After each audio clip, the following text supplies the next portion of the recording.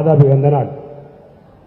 ముఖ్యంగా మరి కేటీఆర్ గారు కూడా ఆశీర్వదించినందుకు వారికి కూడా నా ధన్యవాదాలు. మరి మల్లన్న నన్ను వాళ్ళ కొడుకులాగా వాళ్ళ తమ్ముళ్లాగా దీవించి నన్ను ఆశీర్వదించేందుకు వారు కూడా ప్రత్యేక ధన్యవాదాలు. అలాగే సోదర సమానులు మరి హుజూరాబాద్ శాసనసభ్యులు కౌశిక్ రెడ్డి గారు కూడా నా ధన్యవాదాలు.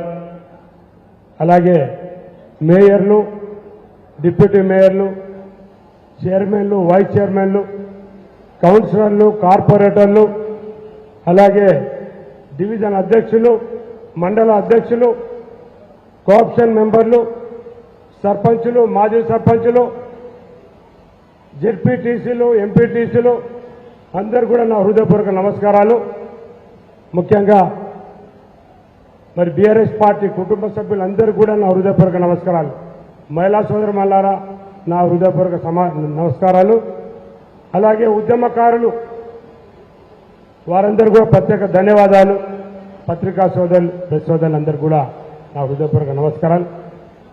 మిత్రులారా, మనందరికీ తెలుసు మరి తెలంగాణను ఎంతో కష్టపడి ఎంతో పోరాడి మరి కేసీఆర్ గారు తెలంగాణ తీసుకొచ్చి తెలంగాణ ప్రజల గురించి, తెలంగాణ బడుగు బలహీన వర్గాల ప్రజల గురించి, పేదవాళ్ళ గురించి నిత్యం ఆలోచించి మరి వారు ముఖ్యమంత్రి అయిన తర్వాత 10 సంవత్సరాలు నా ప్రజలకు ఏం చేయాలి, మరి ముఖ్యంగా ఎవరైతే పేదవాళ్ళు ఉన్నారో వాళ్ళకి ఎలాంటి స్కీములు తీసుకురావాలి, మరి నా రాష్ట్రాన్ని ఎలా డెవలప్ చేయాలి, మరి తెలంగాణ బిడ్డలంతా కూడా వలసలు పోతున్నారు, వలసలు ఎలా ఆపాలి, మరి ఇంటింటికి నీళ్ళు ఎట్లా ఇవ్వాలి, ఇంటింటికి కరెంట్ ఎట్లా ఇవ్వాలి, మరి సాగు నీరు ఎలా ఇవ్వాలని చెప్పి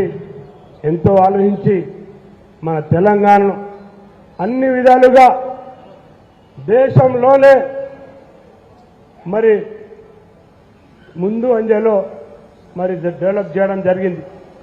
అలాగే ఇంకో విషయానికి వస్తే మరి మన కేటీఆర్ అన్న మున్సిపల్ మంత్రిగా వండుకుంటూ రాష్ట్రాన్నే కాకుండా గ్రేటర్ హైదరాబాద్ని ప్రపంచ దేశాలు గుర్తుపట్టే విధంగా, ప్రపంచ దేశాలు మరి ఐటీ రంగంలో ఎలా అయితే డెవలప్ చేశారో అదే కాకుండా హైదరాబాద్ని భారతదేశంలోనే మరి అభివృద్ధి అయిన నగరాలలో ఒక నగరంగా తీర్చిదిద్దిన మన కేటీఆర్ అన్న కూడా ప్రత్యేక ధన్యవాదాలు. మీ అందరూ తెలుసు మరి ఐటీ ఉద్యోగాలు చేయాలంటే దేశం అంతా కూడా మన హైదరాబాద్ రావాలని చూస్తుంది. యువత అంతా కూడా సేఫ్ ప్లేస్ ఏది, మరి ఎప్పుడే కానీ సేఫ్గా ఉండాలంటే, జాబులు మంచిగా రావాలంటే, మంచి హైక్ ఉండాలంటే పెద్ద పెద్ద కంపెనీలు ఉన్న ఏరియా ఏదంటే మన హైదరాబాద్. కాబట్టి మిత్రులారా, మనం అందరం కూడా డెవలప్మెంట్ ఏదైతే చేశారో కేసీఆర్ గారు, కేటీఆర్ గారు, మరి మన బీఆర్ఎస్ ప్రభుత్వం ఉన్నప్పుడు ఏ రకమైన డెవలప్మెంట్ అయిందో అది ప్రజలకు తీసుకుపోవాలి. ఇక మరి ఇంకో విషయం, మన మల్లన్న గురించి అయితే తెలుసు.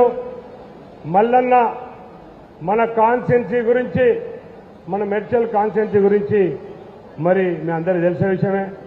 ఐటీ హబ్గా మరి మన దగ్గర అంతా కూడా ఇప్పుడు డెవలప్ చేశారు.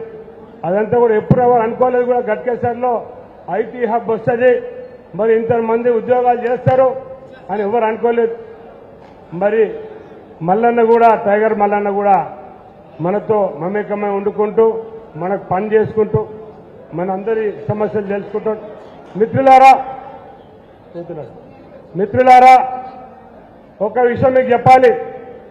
మరి ఇప్పుడే మిత్రులు చెప్పారు, కౌశిక్ రెడ్డి గారు, మరి ఇక్కడ ఎవరైతే అభ్యర్థులు మరి బీజేపీ నుంచి వెళ్ళి ఎవరైతే అభ్యర్థి వస్తున్నాడో మరి ఆ అభ్యర్థికి హుజూరాబాద్లో ఆయన ఫైట్ చేస్తే మరి మన కౌశిక్ అన్న కొట్టి కొట్టి పంపిస్తే ఇక్కడికి వచ్చిండు.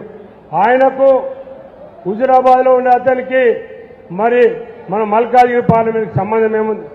మాయమాటలు చెప్తున్నాడు.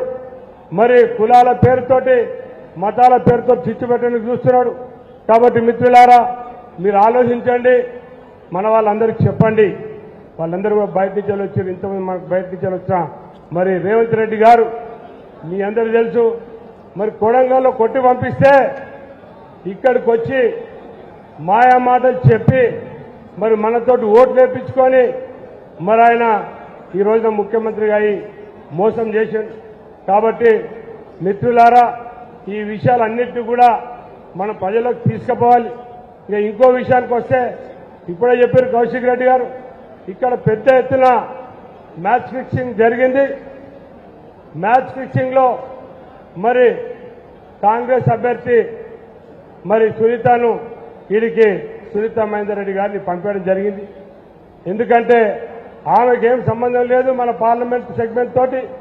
అయినా కూడా మరి ఇక్కడికి పంపించి మరి ఆయన ఎవరైతే బీజేపీ అభ్యర్థి ఉన్నాడో ఆయన గెలిపించాలని చెప్పి పంపించారు. కాబట్టి ఇవన్నీ విషయాలు మనం ప్రజల్లోకి తీసుకుపోవాలి.